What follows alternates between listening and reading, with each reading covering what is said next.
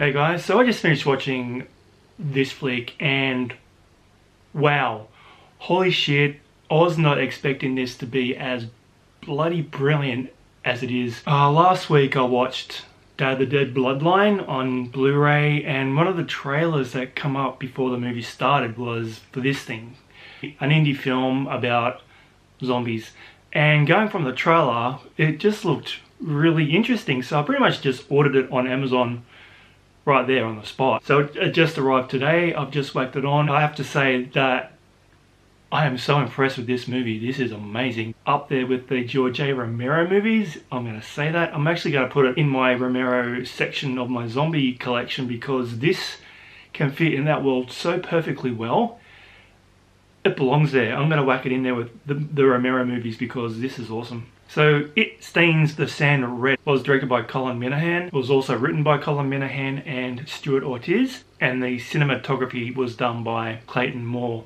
I'm giving this guy a shout out because this film is set primarily in the desert. It was filmed in the Valley of Fire in Nevada, and the vistas that they've managed to capture on film for this movie are striking. There's so many beautiful shots of the desert and the scenery both day and night. This film is gorgeous. So for a minuscule budget film, they've really got this thing looking good. It's so polished. I've really enjoyed what they did. It's amazing. Kudos, guys. It was a good looking movie. It stars Brittany Allen as Molly, our main protagonist. She's basically a broken woman. She's a dancer in Vegas to support her drug habit. She's hooked up with a bloke called Nick, played by Merwin Mandiser. She is dependent on coke.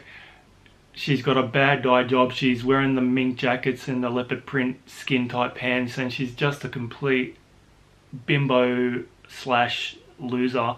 She's lost the custody of her son Chase, who's living in Vegas with his new family. So that part of her life we do get kind of shown in flashbacks as her story's progressing. So anyway, she's with her boyfriend Nick. They're traveling through the desert in their car when they get bogged in a sand trap. You're making it worse. Stop! Nick! Stop! Like, wedge a piece of wood underneath it? Where do you see a piece of wood anywhere?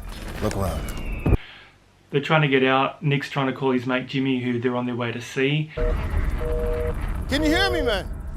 Bang, zombie attack. Smalls, played by Juan Rydinger, and this guy's really cool. The special effects of the zombies in this movie also are really top notch. Right out of the Romero school of zombie makeup, the guys did a fantastic job. So these zombies are amazing looking. I'm gonna kill you! We do have Nick meet an untimely end at the hand of Smalls.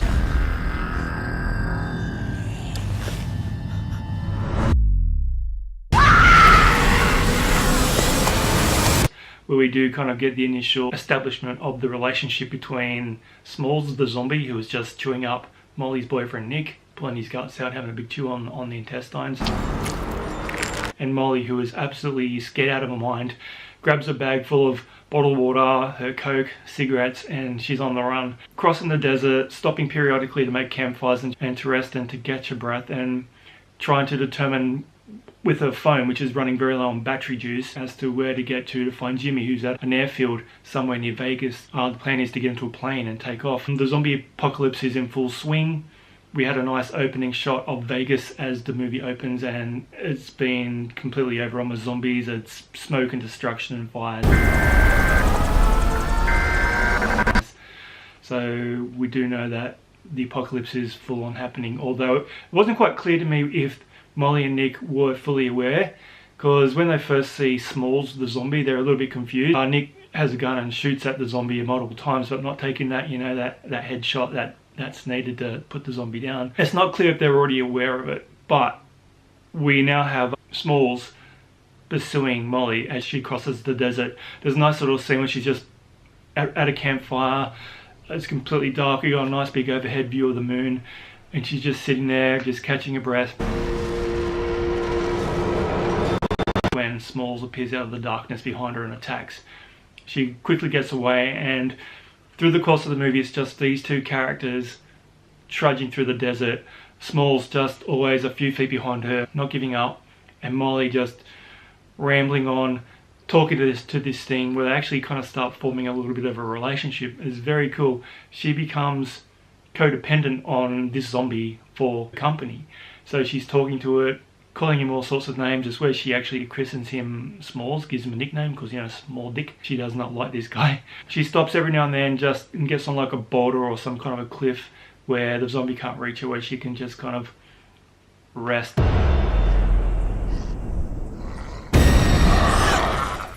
The whole time she's monologuing to herself, but to the zombie, and it's really quite a remarkable performance from Brittany Allen, because her character arc in this is amazing. She goes from this junkie bimbo at the beginning of the movie to a full-fledged zombie-killing kick-ass bitch at the end of it. It's amazing to watch. She does such a wonderful performance.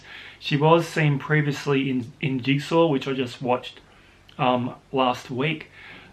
She didn't really make an impression on me on that one. She was pretty much just cannon fodder. She was killed pretty quick in that film. And here where she really got to stretch her acting chops.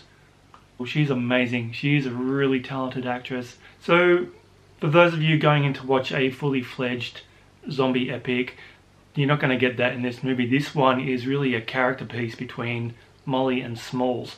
He also is a really good performance too, actually, from Juan Reidinger as the zombie. He does the usual zombie shtick, you know, the grunting and the groaning and the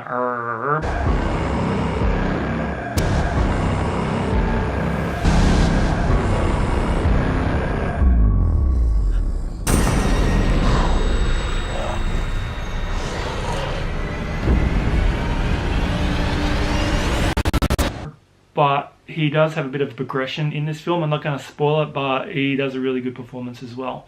So yeah, it's a character piece. It's a low budget zombie flick, not many zombies, although we do get a nice little thing at the end. Once again, not going to spoil it, but we do get some pretty good zombie action at the end of the flick.